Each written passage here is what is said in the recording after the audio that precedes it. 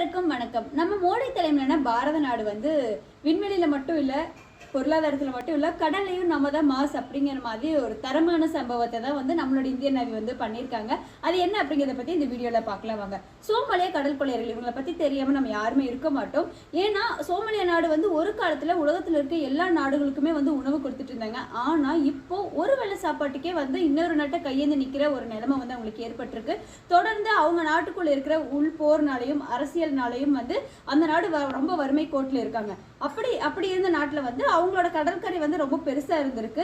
அதனால மற்ற நாட்டுல இருக்கிற கழிவுகள் எல்லாத்தையும் கொண்டு வந்து அவங்க நாட்டு கடல்ல வந்து கொட்டிட்டு இருந்திருக்காங்க. இதை தடுத்து நிறுத்திருக்காங்க. சோமாலியா மீனவர்கள் எல்லாமே வந்து படகு மூலியமா ஆயுதம் ஏந்தி தடுக்க போயிருக்காங்க.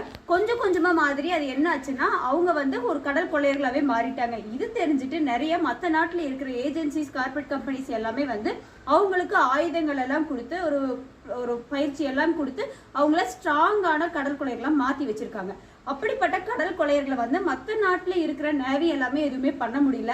ஆனா இப்போ நம்மளோட இந்தியன் நேவி வந்து ஒரு சிறப்பான சம்பவத்தை வந்து பண்ணியிருக்காங்க.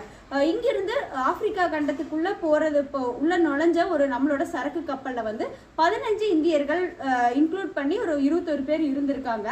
அதை வந்து 6 பேர் கொள்ளையர்கள் வந்து உள்ள வந்து ஆக்கிரமிச்சு கைப்பற்றிட்டாங்க. இந்த தகவலை வந்து கப்பல் இருந்தவங்க நம்மளோட இந்தியன் நேவிக்கு வந்து தெரிவிச்சிருக்காங்க. உடனே இந்தியன் நேவி என்ன பண்ணாங்கன்னா சென்னை INS அப்படிங்கிற ஒரு போர்க்கப்பலை வந்து அனுப்பிச்சு அங்க என்ன நடக்குது ஏதுன்னு சொல்லிட்டு ஒரு மைன்யூட்டான கேமராஸ் எல்லாம் வச்சு நோட் பண்ணி ஒரு வார்னிங் கொடுத்து அங்க இருக்கிறவங்க எல்லாம் பத்திரமா மீட்டு கொண்டு வந்திருக்காங்க.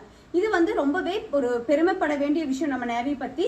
இந்த மாதிரியான தொடர்ந்து நம்ம வந்து விண்வெளி, பொருளாதாரம், கடல்ல இருக்கிற நேவி சிஸ்டம் சொல்லிட்டு பார்டர்ல இருக்கிற ஒரு நம்மளோட பாதுகாப்பு படைன்னு சொல்லி மோடி அரசாங்கத்துக்கு கீழே வந்து ஒட்டுமொத்த நம்மளோட பாரத தேசமே பவர்ஃபுல் கண்ட்ரியா மாறிட்டு இருக்கு. இந்த மாதிரியான இன்ஃபர்மேஷனை தொடர்ந்து தெரிஞ்சுக்கணும்னா வீடியோ சப்போர்ட் பண்ணுங்க. தேங்க்யூ.